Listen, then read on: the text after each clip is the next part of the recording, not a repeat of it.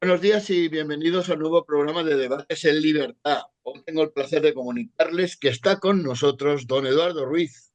Buenos días, don Eduardo. ¿Qué tal, don Ricardo? Encantado de estar aquí de nuevo. Muy bien, encantado de una vez más que usted aporte sus grandes eh, alocuciones en Bueno, o nuestro programa, pequeñas, pero lo o importante pequeñas. es sumar, ¿eh? O aportar, más que sumar, aportar. Aportar, aportar. Don Pedro Romero, nuestro Benidormí. De cuna. Buenos días, don Pedro. Muy buenos días a todos. Y don Guillermo Dupuy, nuestro editorialista de Libertad Digital, periódico en la red. Don Guillermo Dupuy, buenos días. Buenos días a todos. Bueno, aprovechando que tenemos a un eminente jurista aquí entre nosotros, como es don Eduardo, eh, Libertad Digital, ayer en la noche anunció que Conde Pumpido crea un grupo de trabajo, esto de grupo de trabajo entre comillas, izquierdista, en el Tribunal Constitucional para avalar la ley de amnistía de Sánchez. Pues vamos a empezar por ahí, si le parece, don Eduardo. Adelante. ¿Qué le parece todo esto? Bueno, yo creo que el Tribunal Constitucional, desgraciadamente, en la actual composición está desprestigiándose a marchas forzadas porque, es decir, es un reflejo del gobierno que tenemos en España de autócratas, ¿no? Entonces, claro, el problema es que cuando se juega con las instituciones del Estado, como está jugando este gobierno de una manera tan terrible, es decir, desprestigiándolas, manchándolas, colocando a fines políticos de una manera descarada, pues lógicamente la gente al final siente desapego por ellas, por estas instituciones, y esas mismas además también funcionan, digamos, ya es decir, sin careta, ¿no? Es decir, ya actúan directamente para lo que están, ¿no? Entonces, el Tribunal Constitucional, desgraciadamente, en estos últimos tiempos se está convirtiendo en una especie de tribunal para enmendar lo que hace el Tribunal Supremo, lo cual, es decir, como si fuera una especie de instancia superior, ¿no? Lo cual, evidentemente, esto no está previsto así en nuestro ordenamiento jurídico. El Tribunal Constitucional tiene unas funciones muy concretas y, desde luego, sus funciones no están corregir lo que hace el Tribunal Supremo. El Tribunal Supremo se llama Supremo precisamente porque es el tribunal máximo desde el punto de vista del orden jurisdiccional del Poder Judicial en España. Y es el superior en todos los órdenes jurisdiccionales de España. No hay nadie por encima del Tribunal Supremo de acuerdo con el ordenamiento jurídico constitucional español. Y el Tribunal Constitucional está, desde mi punto de vista, adentrándose en un camino que es muy peligroso, porque está realizando verdaderas actuaciones en funciones que yo creo que no son propias de ese tribunal. Y, lógicamente, siempre, como he dicho al principio, al dictado de aparentemente intereses políticos y aparentemente a las órdenes del presidente del gobierno. Bueno, es evidente que la amnistía que este gobierno ha ejecutado es a todas luces inconstitucional. Y esto no solo lo digo yo, lo han dicho muchísimos juristas en España, además de muchísimo más prestigio que yo, e incluso lo han dicho ministros de este gobierno, ministros del anterior gobierno de Pedro Sánchez, en relación con esa posibilidad. Es decir, que la amnistía era absolutamente inconstitucional, reconocidos por ellos mismos y también por el propio Pedro Sánchez, ¿eh? Bueno, pues si efectivamente Conde Pumpido va en esa dirección, la de avalar la ley de amnistía, pues sinceramente yo creo que está digamos, dándose un empujoncito para sentarse en un banquillo. Yo creo que llega un punto en el cual hay indicios de posible criminalidad en las actuaciones que realizan algunos elementos, y por tanto creo que en lo que corresponde en derecho, si hay sospechas de la posible comisión de una infracción penal, pues sería sentar en el banquillo a las personas que son aparentemente sospechosas de la misma.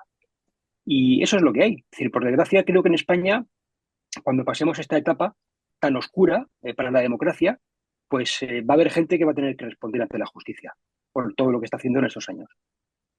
Muy bien. Don Guillermo, creo que también Libertad Digital ha editorializado esta semana acerca de esto. ¿Qué nos tiene que decir, don Guillermo? Bueno, sí, es que la verdad es que el Tribunal Constitucional ha tenido un protagonismo, no solo por este asunto que están ustedes ahora tratando, sino también porque está intentando cercenar el derecho del Tribunal Superior de Justicia de Andalucía, de Sevilla, de plantear una cuestión prejudicial en Estrasburgo, porque considera que la sentencia absolutamente vergonzosa del Tribunal Constitucional, por la que procuró la impunidad de Chávez y Griñán en el asunto de los ERES, que fueron condenados tanto por el Superior de Justicia de Andalucía como por el Tribunal Supremo, aplicando un poco lo que estaba diciendo don Eduardo, convirtiéndose en un tribunal como de mayor instancia, ha venido a dejar en papel mojado las sentencias del Tribunal Supremo. Y entonces, pues los magistrados consideran una fuente que esto puede violentar el ordenamiento jurídico europeo, ¿no? Sobre todo por el tema de las malversaciones, que no se puede. Y el Tribunal Constitucional está intentando boicotear esa posibilidad. Y luego, además, también se ha anunciado, vamos, el gobierno ya asume que no va a presentar, no es que vaya a presentar unos presupuestos y luego a ver si no, los aprueba o no, sino que sin presentarlos los va a volver a prorrogar por segundo año consecutivo, unos presupuestos que fueron aprobados en una legislatura distinta a la actual. Y eso viola clarísimamente el artículo 134 de la Constitución, que señala inequívocamente que el gobierno tiene la obligación de presentar unos presupuestos.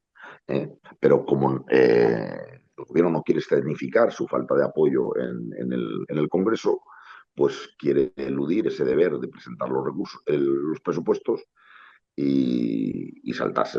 Yo creo que en el caso de que finalmente no lo haga, sí que debería las fuerzas de la oposición presentar un recurso de inconstitucionalidad con independencia de lo que ya sabemos, y es un poco lo que ya estaba apuntando don Eduardo, que es que el Tribunal Constitucional no solo se está convirtiendo ilegítimamente en un tribunal de instancia superior, sino que además se está convirtiendo en una correa de transmisión del gobierno.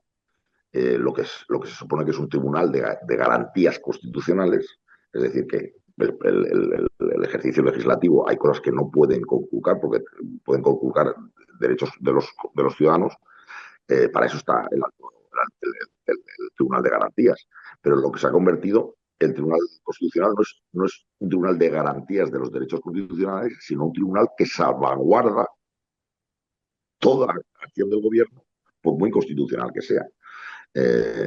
Entonces, claro, es la desnaturalización completa de lo que significa un tribunal constitucional, que tiene que ser la salvaguarda de los derechos constitucionales y no la salvaguarda de que haga lo que haga el legislativo, admitiremos el cupo como animal de compañía. Y en el caso de la amnistía es lo mismo. Es evidente, como muy bien apuntado Eduardo, es que lo fueron los propios ministros y el propio presidente de gobierno que decía que no tenía cabida constitucional. Es más, es que los padres constituyentes, hubo dos enmiendas, dos iniciativas legislativas que querían introducir en el texto constitucional la posibilidad de amnistía y fueron rechazadas. No se plasmó. Y algo que es menor, que es el tema del indulto general, expresamente está rechazado. Sí que lo tenía que contemplar el texto constituyente porque sí que se admitían los indultos individualizados, pero se dejó muy claro que los indultos generales, que es una figura muy parecida, siendo menos grave que la de la amnistía, expresamente se dijo que el rey no podía firmar indultos generales. Luego, si el indulto general, que es menos que una amnistía, no lo puede hacer el rey, mucho menos puede hacer mucho menos tendría cabida una ley de amnistía que ya no es que se perdone a todo el mundo, es que ni siquiera se considera que ha existido delito, ¿no? Pero claro, si el que tiene el organismo que tiene que decir qué cabe y qué no cabe en la Constitución lo nombra el propio legislativo, pues evidentemente, pues muerto Montesquieu, como dijera aquel, pues muerta la nación, entendida como Estado de Derecho, porque como decía la Declaración de los Derechos del Hombre y del Ciudadano, un artículo que siempre me gusta recordar, toda sociedad en la que no está firmemente establecida la separación de poderes carece de constitución, aunque la tenga, porque claro, se convierte en papel mojado. Entonces, es evidentemente la cuestión más grave más grave ya desde hace muchas décadas, la cuestión más grave que afecta a la actualidad, a la escena política de nuestro país, y es la falta de separación de poderes que ha permitido que Sánchez aceptara el reto de llevar un gobierno en minoría, sabiendo no solo que no iba a poder evitar eh, cometer inconstitucionalidades, sino que su gobierno tendría que consistir en violar la Constitución, porque el gobierno se lo facilitaba formaciones contrarias al golpe de Estado. Entonces, Pedro Sánchez, desde el primer momento y con muchísima lucidez, se dio cuenta que era esencial para poder crear su gobierno Frankenstein tener controlado el Tribunal Constitucional, porque sabría que indefectiblemente iba a tener que violar el acuerdo del 78, porque así se lo exigían sus oponentes. Con la miopía que caracteriza al Partido Popular, pues se permitió que un hombre de la absoluta lealtad como Conde Pumpido pues, fuera el nuevo presidente con una mayoría de magistrados socialistas que entonces pues ya pues ahora todo lo que habían dicho que era inconstitucional pues ahora ya adelante con los claveles, ¿no? Porque tenemos controlado al máximo órgano. Es que cuando tienes control al Tribunal Constitucional, fíjese, es que incluso se podría permitir el gobierno tener, que no lo tiene, una fiscalía independiente. Es decir, es mucho más grave. Y aquí tenemos un fiscal que es absoluta correa de transmisión del gobierno, pero quiero decir, sería mucho más llevadero una fiscalía independiente del gobierno por un tribunal constitucional independiente que no un fiscal independiente general del Estado independiente con un tribunal constitucional dependiente. Es lo más grave que le ocurre a nuestra democracia. Y eso, pues, hasta que no haya pues, un acuerdo de grandes partidos para acabar con esa dependencia y con esa correa de transmisión, pues no va a haber el clásico sistema de checks and balance que dicen los americanos, de contrapoderes, ¿no? Sino que al revés, todo es el Ejecutivo controla el Legislativo y el judicial. Entonces es muy grave porque todas las cosas, por eso podemos ver espectáculos tan graves como los que estamos viendo. El tema de la ley de amnistía, el mayor caso de corrupción de la historia de nuestro país se salde con casos con la impunidad de los máximos responsables políticos de esa corrupción, que fueron los presidentes socialistas de la Junta, en fin, o que ahora el gobierno se plantee el ni siquiera presentar los presupuestos, que viola ya no solo el 34 que comentaba antes, sobre la necesidad y la obligación de presentar los presupuestos, es que está capando, como si dijéramos, la función fiscalizadora que la Constitución enmienda tanto al Congreso como al Senado, porque no les está permitiendo pronunciarse sobre las cuentas generales del Estado porque no se presentan. Con lo cual es una cuestión, pues bueno, pues así estamos y así seguimos. Muy bien. Don Pedro, ¿qué le parece todo esto? Sí, lo han descrito bastante bien los compañeros, don Eduardo, don Guillermo. Al final, a mí me viene mucho a la cabeza esa cita que se atribuye a Stalin, que decía algo así como que no decide quién vota, sino quién cuenta los votos.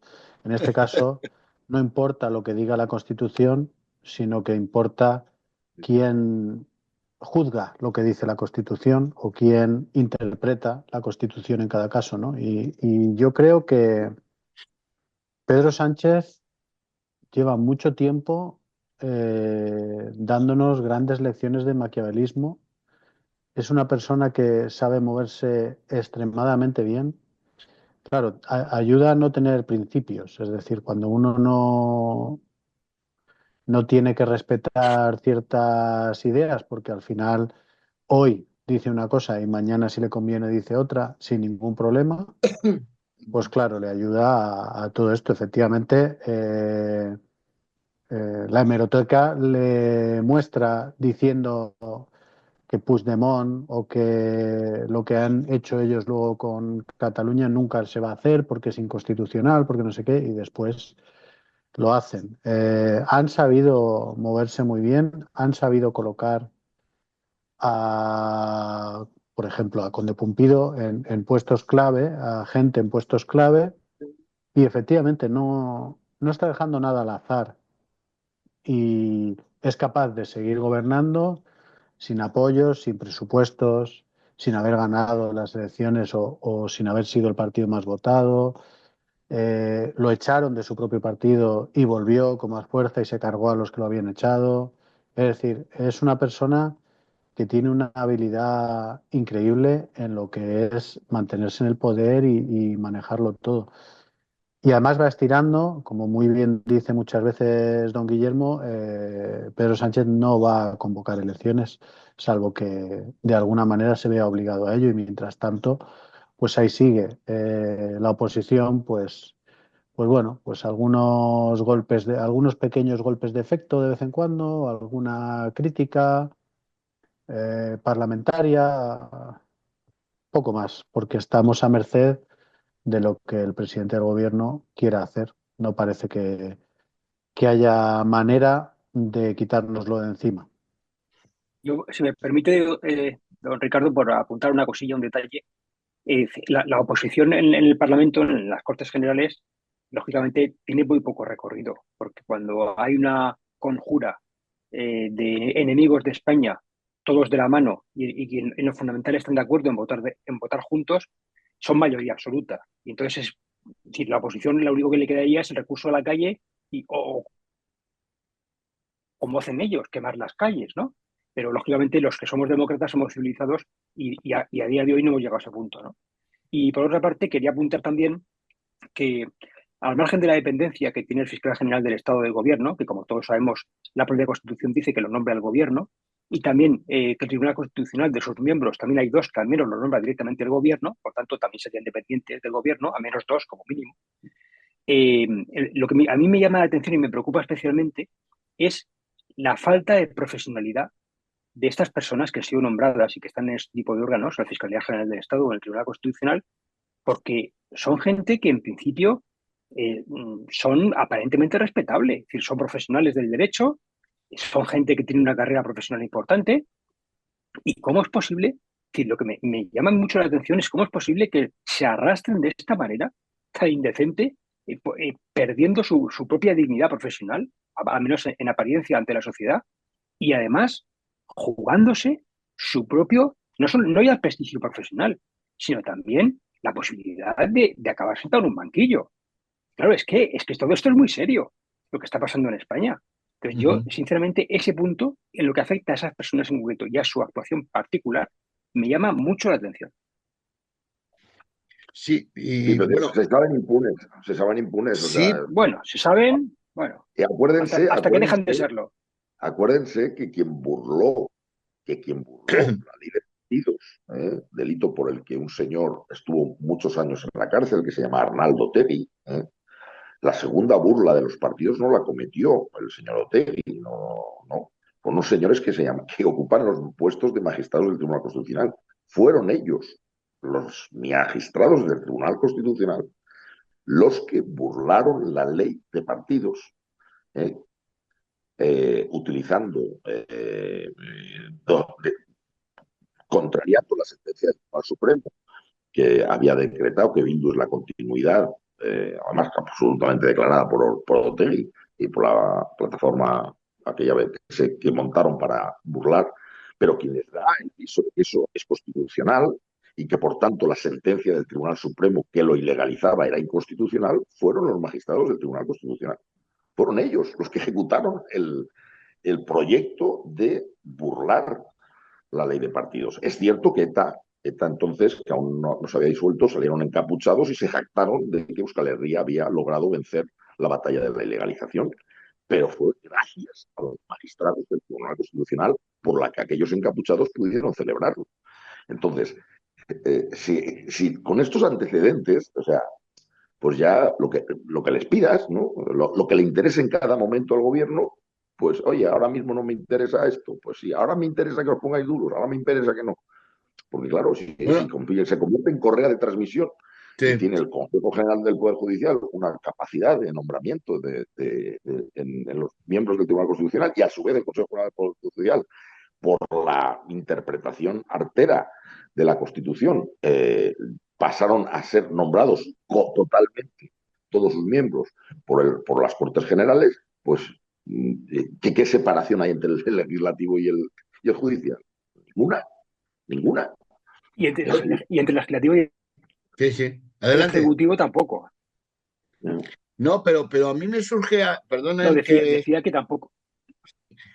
me surge aquí un tema, y, vamos, yo creo, como todos ustedes, que Pedro Sánchez va a agotar la legislatura, pero bien es cierto que el frente judicial se está estrechando, como bien dicen, el desencuentro permanente con sus socios de gobierno, pues también, vamos, yo sé que van a patalear, pero no van a romper algo que a ellos les viene dado, Pero, que pero su... don Ricardo, otro ejemplo Sí, de lo que estamos hablando, y precisamente muy orientado a lo que está usted diciendo, que es ganarse el apoyo de los insaciables separatistas, es sí, la cesión del control de las fronteras sí, a, a Cataluña. Eso oímos sí, todos en la hemeroteca, como decía don Pedro antes, es que lo hemos sí, visto al ministro del Interior diciendo que eso era inconstitucional.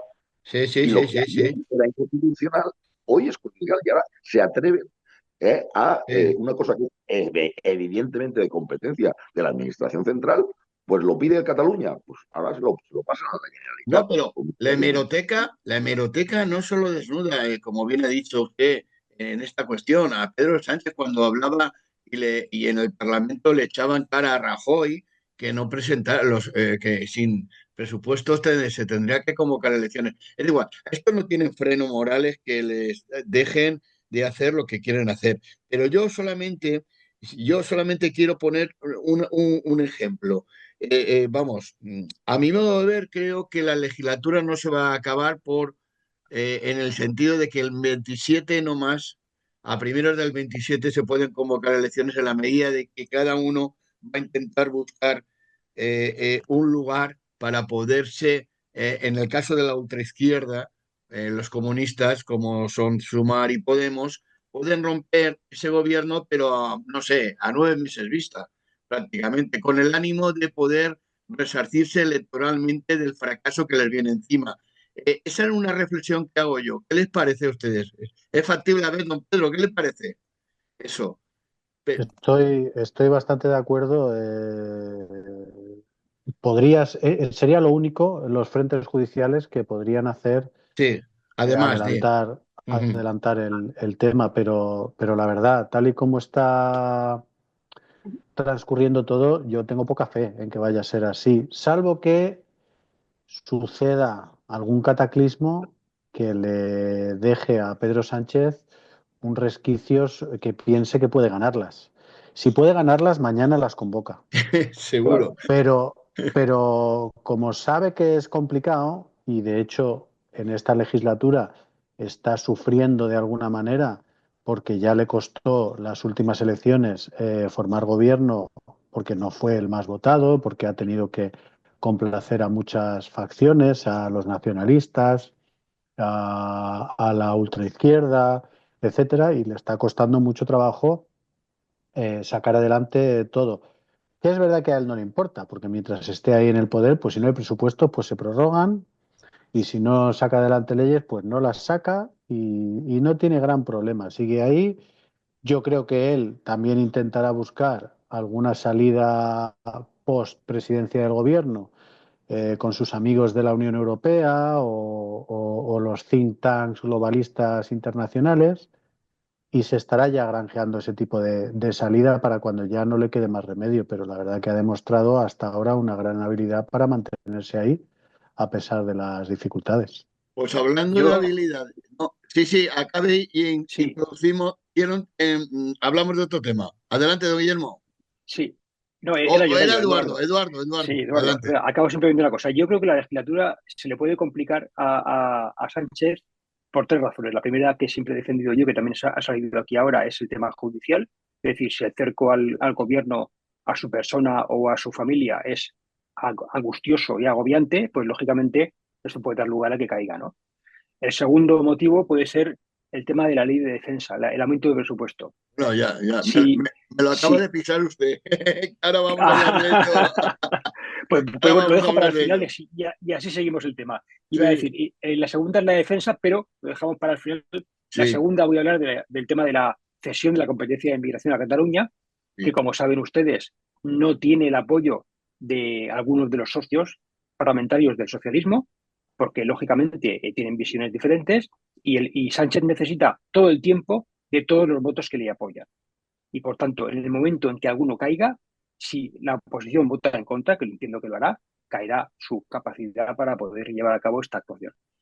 Y este tema es importantísimo porque Puigdemont está exigiendo que le aplique, que fue una de las condiciones que impuso Junts para poder apoyar algo, seguir apoyando al gobierno, ¿no? Y no presentar esa moción para aprobar la moción de confianza.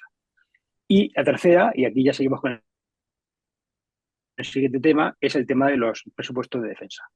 Que Sánchez, lógicamente, él quiere utilizar, no sé si es el mecanismo de la cesión de crédito o alguno similar, que es básicamente, si fuera este mecanismo, lo que supone es traspasar de un ministerio o de varios ministerios al de defensa remanentes presupuestarios no utilizados para engordar las cuentas del Ministerio de Defensa sin aumentar crédito y sin modificar las partidas de presupuestos. Esto sería, digamos, un mecanismo que es habitual en los gobiernos hacerlo, sobre todo, pero no ahora, sino más bien a final de verano, o en septiembre, en octubre, suele hacerse eso para agotar el presupuesto y destinarlo donde realmente es necesario. Lo que pasa es que si hiciera este mecanismo, que no sé si es el que quiere utilizar, daría una imagen muy mala, porque tendría que utilizar el presupuesto de varios ministerios, transferirlo todos al de defensa, y claro, esto implicaría preguntarle, señor Sánchez, entonces usted ha aprobado unas cuentas para una serie de ministerios que no ha utilizado y que no piensa utilizar. ¿No le da a usted vergüenza dejar a la gente sin servicios, sin prestaciones públicas, sin realizar inversiones en los ministerios para destinarlo exclusivamente a su beneficio personal? Porque lo normal sería llevar las cuentas al Parlamento, bien vía ley de presupuestos, que sería lo lógico, que ya toca, como ha dicho don Guillermo, está en deuda constitucional, o bien, como mínimo, si tiene que aprobarse un aumento de gasto público, pues lógicamente tendría que aprobarse por las Cortes también. Muy bien. Bueno, pues Pero es que fíjese, ya ha dado. Adelante, don Guillermo, sigamos con este tema. Ya. hasta en esos dos casos, por ejemplo, bueno, si no hay apoyo suficiente para el tema de la cesión de las competencias de inmigración, ¿qué problema hay? Pues no lo saca adelante. Punto pelota. Bueno, y que va a decir Puigdemont al día siguiente, oiga, que no ha cumplido conmigo. Señores de Vox, señores del PP, presenten una moción que Puigdemont va a apoyar. No lo va a con Vox no, es que, pero No, pues con el PP evidentemente, sí. luego, pero es que con PP no, es decir, no le da margen. Es que nos no hay margen. olvidamos que no, que el gobierno, es que aún acariciamos la idea de que va a caer el gobierno, que no, el que pierda su capacidad legislativa no significa que vaya a dejar el gobierno, sencillamente dejará de hacerlo. Hacer Pero la cosas. única forma, la frase que dicen los periodistas de va a caer, no, el gobierno no puede caer, al gobierno hay que derribarlo. Y la única forma de derribarlo es uniendo sus fuerzas Puigdemont con Vox y con el PP Sí, en una así moción es. de censura. Si no, no hay cambio de gobierno. Es decir, el Así gobierno es. lo que podrá es perder la votación del proyecto legislativo que está presentando al Parlamento. Por bueno, no sale adelante. Pero eso no quiere decir que Puigdemont al día siguiente vaya a apoyar una moción de censura de Vox y PP. Con lo cual, ese frente lo tiene solucionado. El frente del que ya entramos en el tema del armamento. Es evidente que ahora mismo no tiene apoyo parlamentario para sacar adelante un mayor presupuesto de defensa. Es más, Bueno, a ver el PP qué hace, ¿eh? a día de hoy, ni siquiera tiene el apoyo de su propio gobierno. Bueno, pues ¿qué va a hacer? Lo lógico sería llegar a un acuerdo con el Partido Popular o con formaciones que están de acuerdo en aumentar las partidas de inversión en defensa. Pero lo que parece que va a hacer es no presentarlo al Congreso, es decir, hacer una maniobra de ingeniería financiera, que ha empezado usted a apuntar, para no tener que presentar ante el Parlamento ese mayor proyecto, esa mayor inversión en defensa. O puede simplemente tomar el pelo a los aliados, decir que sí, que va a cumplir su objetivo del 2% del PIB y luego no hacerlo. De hecho, ese compromiso del 2% era un compromiso que había adquirido el Reino de España para ejecutar en el 2024. Ahora no le están pidiendo el 2%, le están pidiendo el 3%. Con lo cual puede tomar el pelo a sus socios de gobierno antimilitaristas, puede tomar el pelo a los socios comunitarios, a los socios en la OTAN y en la Unión Europea. Entonces yo no veo que eso vaya a una persona tan amoral de sostenerse como sea en el gobierno, No creo que lo haga atender. Lo que yo sí que creo es que las formaciones que tienen si van a apoyar a un mayor, coherentemente, una mayor, porque recordemos que tanto el Partido Popular como Vox han manifestado coherentemente, reiteradamente, que el presupuesto de defensa se tenía que aumentar, y ya lo decían Sí. antes, lo decían antes de que Estados Unidos eh, rompiera el vínculo atlántico, pues diciendo que ya no se va a ocupar de la seguridad europea, porque Europa nos estamos beneficiando de la financiación que el contribuyente americano hace de la defensa, ya lo han dicho los americanos, y en parte lo puedo entender, pero diga que la defensa de Europa se lo paguen los europeos. Entonces, eso que es un cambio cualitativo, que a todos ya tendría que despertar la alarma de decir, hostia, ahora sí que hay que votar a favor de un mayor presupuesto de defensa. Pues vemos espectáculos como el que nos dio el otro día Vox, votando con Esquerra Republicana, con Bildu y con tal, en contra de una mayor inversión en defensa, que votaron en contra del Parlamento Europeo, pues entonces estamos todos descolocados. Sí. Si lo Yo puedo creo que, explicar, un segundo, no se puede hacer gratis et amore, hay que atar los machos. ¿Cómo queremos? Porque no ha dado ninguna información, es decir, no ha dicho ni cómo va a financiarlo, porque solo ha dicho que partidas sociales no va a tocar. Entonces, si no va a tocar partidas sociales y él dedica todo social, lo considera todo social, ¿qué quiere decir? Que van a aumentar los impuestos, que van a aumentar la deuda. Porque yo soy partidario de una mayor inversión en defensa, pero reorientando el gasto público, no aumentando el gasto público, no aumentando los impuestos, no aumentando la deuda pública. Entonces, no sabemos ni cómo lo van a financiar, ni cuándo lo va a hacer, ni cómo lo va a hacer, porque para empezar, como hemos hablado desde el principio, no tiene presupuesto. Entonces es una tomadura de pelo lo que el señor Sánchez está planteando ahora. ¿eh? Con independencia de que yo sí que pienso que las formaciones fuera de este escenario, que las formaciones que han dicho que hay que gastar más en defensa, que sean coherentes y que lo defiendan, pero atando claramente al gobierno. Perdón, Pedro, ¿qué pálpito tiene? Además de meterse un poco con la idea de gastar, no gastar en defensa. Sí. A ver, yo ya saben que estoy bastante en desacuerdo del tema este de la defensa y demás. No sé si don Eduardo, que quería apostillar algo que había dicho don Guillermo, quisiera, antes de que yo me extienda en criticar Adelante, el don gasto Eduardo. público. Generosamente, pues muy amable, don Pedro, muy amable. Pues rápidamente, en la votación que se produjo en el Parlamento Europeo no era exactamente para aumentar el gasto en defensa, sino sobre todo para crear un ejército europeo bajo la dirección de la Comisión Europea y de Ursula von der Leyen. Por tanto, lógicamente, Vox votó en contra de eso, porque Vox es un partido que defiende la soberanía española y, lógicamente, Vox sí quiere aumentar el gasto en defensa en España, pero para la defensa de España, no para poner a nuestros soldados a las órdenes de la Comisión Europea, que son unos burócratas desalmados. Y, en segundo lugar, apoyar el gasto en defensa en el Congreso de los Diputados. Lógicamente, Vox estaría a favor de aumentar el gasto en defensa, como bien dice don Guillermo, sin aumentar los impuestos y, por tanto, reduciendo la grasa del Estado política, y destinándolo ahí, a aumentar la defensa, porque además España tiene unos peligros especiales y unos riesgos en defensa muy importantes que todos sabemos y que están mirando hacia el sur. Ahora bien, este gobierno no está legitimado para realizar esta actuación. Por tanto, yo entiendo que si se plantea por este gobierno, o sea, de Pedro Sánchez, el apoyo de Vox para poder aumentar el gasto en defensa y, por tanto, seguir respirando, yo entiendo, creo que Vox votará en contra. Porque lo primero es echar a este gobierno. Y con otro gobierno decente y demócrata, lógicamente, podríamos lógicamente impulsar el apoyo a un presupuesto más amplio en defensa. Lo primero es rescatar la democracia en España y sacar a este autócrata del poder. Don Pedro, para usted. A ver, yo, la verdad, este es un tema que tiene muchísimos matices.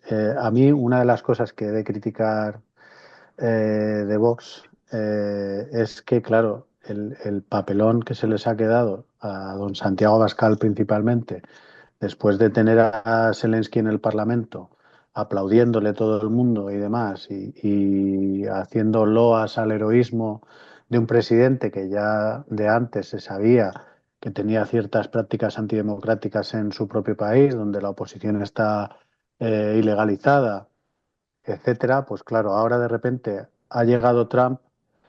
Trump ya no se beneficia de los tejemanejes de la administración Biden, aunque sí comparte que Estados Unidos gane más con la venta energética principalmente. Entonces, a Biden le interesaba empobrecer a Europa con una guerra contra Rusia, que lo que era de aquella manera socio comercial, sobre todo de países como Alemania, a los que le vendía energía barata, y eso le venía muy bien para colocar su propio gas, su propio petróleo y para quitarse competidores. Ha habido una relocalización de grandes industrias alemanas que se han ido a Estados Unidos. Es decir, Estados Unidos solo ha ganado con todo esto, pero es verdad que había un factor que era que además de ganar por la inestabilidad, también la administración Biden o el propio Biden y su hijo, por lo visto, ganaban porque tenían intereses económicos en la propia Ucrania. Y eso es lo que ha cambiado. Ha cambiado que ahora Trump, aunque sigue queriendo que Estados Unidos gane, y además ahora lo complementa con que no solo gane vendiendo más petróleo a ciertos países a los que ya acusó en su anterior legislatura de comprarle a Rusia en lugar de comprarle a Estados Unidos, sino que además ahora ya no tiene esos otros intereses y le trae al fresco, hablando mal, lo que pueda pasar con Ucrania, aunque tiene cierta razón en aquello de que, bueno, lo que se arriesga aquí sería una posible tercera guerra mundial y realmente Ucrania no tiene ninguna posibilidad de ganarle una guerra a Rusia, salvo que entráramos efectivamente en una tercera guerra mundial donde todo el mundo se pusiera en contra de Rusia. Pero siendo como estaba la cosa, la única salida es tomar decisiones en las que Ucrania sí o sí va a perder. Quizás si lo hubiera firmado ese tratado de paz que ya se intentó firmar hace un par de años, perdería menos territorio del que va a perder ahora. Pero claro, en todo esto, que era por donde yo empezaba, partidos como Vox, que habían sido fervientes antirrusos en un momento dado, ahora se ven en la tesitura de reconocer pues ciertas cosas que se han hecho mal en Ucrania y decir que es más problema Marruecos, cosa con la que yo en general estoy bastante de acuerdo. Entiendo Eso que es don verdad. Eduardo no está de acuerdo en algunas de las cosas que ha No, dicho. sí, sí, Ahora tendrá. estoy de acuerdo en que nuestro principal riesgo es Marruecos, lógicamente, como españoles, por supuesto, claro. Yo entiendo que, vamos, mi impresión es que Rusia, más allá de sus posibles ansias de recuperar toda la parte ruso parlante o afín a Rusia de todas esas ex repúblicas soviéticas, que seguramente quiere recuperarlos a todos, como ya de alguna manera casi casi se ha anexionado el Donbass. Creo que no tiene ninguna ansia de anexionarse Alemania o Polonia o el resto de Europa. Creo que lo que quiere es vendernos petróleo y gas.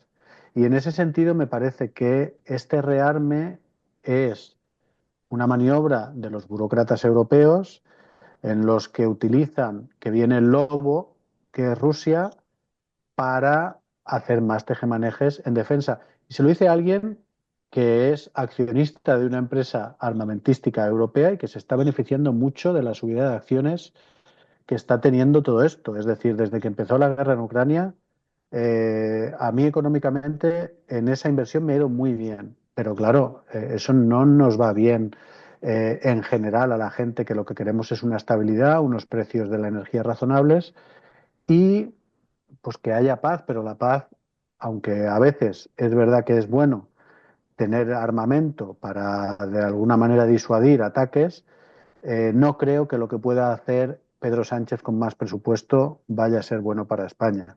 Y me parece que simplemente se va a utilizar como una excusa más para malversar, para darle dinero a amiguetes y para aquellas empresas que tienen muy buenos contactos con el gobierno y que, por ejemplo, fabricaron aquel submarino que luego no flotaba o hicieron aquel vehículo de 8 ruedas que no era capaz de disparar y moverse al mismo tiempo, o, es decir, todo parece muy de la tía, ¿no? De Mortadelo y Filemón. Y el problema que tenemos es que nos van a volver a subir una excusa más para subirnos los impuestos. Al final todo va a ser eso. Bueno, yo es que se han tocado tantos temas, al final va a parecer que el conflicto ucraniano lo establece Biden, no Putin invadiendo territorio extranjero, sino Biden, ¿no? Aquí, vamos a ver, la libertad, la democracia son unos principios y el respeto a las fronteras es un principio que se ha respetado desde la Segunda Guerra Mundial. Entonces, no debemos contener las evidentes pulsiones expansionistas que tiene Putin y sus ideólogos de cabecera, que evidentemente no se contentan. A mí me ha recordado usted, don Pedro, a los defensores del Pacto de Múnich, diciendo sí, que Hitler no iba a ir más allá, que con recuperar las zonas de influencia con los Sudetes, con la zona germánica de Checoslovaquia se iba a contentar. Es evidente que Rusia y quien está al tanto de la información y quien ha leído a los ideólogos como Alexander Gaurin, que es el cabecera de Putin, saben que quieren, evidentemente no es un riesgo para España, para la península ibérica, pero sí para media Europa, porque quieren volver a tener bajo su control media Europa. Es la zona que invadió el Ejército Rojo y lo quieren seguir recuperando, porque hay un paneslavismo, un expansionismo ruso que es previo al comunismo y postcomunista, y eso Putin lo está resucitando. Y lean a ustedes a sus ideólogos de cabecera. Países como Lituania, como Letonia, como Estonia o como Polonia acaban la semana pasada de salirse del acuerdo de no proliferación de minas antipersona. Y han asumido ese coste electoral tan políticamente incorrecto de desvincularse del compromiso en contra de las minas antipersona, precisamente porque saben que hay una amenaza cierta de expansionismo ruso. Entonces, lo que tenemos que hacer es, ante un tío que se comporta como se está comportando Putin, que quiere resucitar los poderes del Ejército Rojo y de anexionarse esas zonas de influencia, tenemos que contenerlo a base de ¿qué? De disuasión militar. Si veis paz en parabellum, que decían los romanos, si quieres la paz, prepara la guerra. Y eso no. Ahora que ustedes hablan, no, es que con eso se pueden hacer negocietes. Hombre, sí, claro, aumenta en cualquier partida. Negocios se pueden hacer aumentando la partida de defensa, aumentando la partida de sanidad, aumentando la partida de educación. Se pueden hacer negocios en cualquier área de gasto público. Entonces, si vamos a desvirtuar, la cuestión es, objetivamente, ante un tío como Putin en el Kremlin, que se ha saltado todos los principios que configuraban a Europa después de la Segunda Guerra Mundial, y ante el anuncio de los Estados Unidos de que no va a implicar, incluso amenaza por parte de Estados Unidos de salirse de la OTAN, ¿podemos los europeos seguir viviendo como hasta ahora, creyendo que nuestro sistema de vida nada tiene que ver con la inversión en defensa y en disuasión? Y luego, Marruecos, evidentemente que para España, Marruecos es una amenaza mucho más real y mucho más tangible que la que les procura Putin a Europa del Este. Pero es que no son incompatibles. Es que si nos dotamos de nuestros ejércitos y lo que se vota y lo que se está apoyando en la Comisión por parte de la bruja Ursula von der Leyen, no es la creación de un ejército europeo. Eso no es cierto. Lo que se está diciendo es que los gobiernos nacionales aumenten sus presupuestos nacionales para dotarse de una mayor inversión en defensa a nivel nacional. Con lo cual, imagínate, podías votar que sí a esa iniciativa y luego despreocuparte completamente del tema de Ucrania y dedicarlo exclusivamente para el tema de Marruecos. Es decir, lo que se está planeando en Europa de una mayor inversión en defensa no está condicionado a qué se debe dedicar esa defensa. Dicho de otra forma, no va vinculada el hacer frente a Rusia al aumentar. Tú puedes aumentar el presupuesto de defensa y cumplir el compromiso del 2% y no por eso, como le decía el otro día yo a don Ricardo, nos estamos planteando en comprar un coche. El comprar un coche no implica el que con ese coche nos vayamos a tener que ir al norte. Con ese coche podemos ir al sur.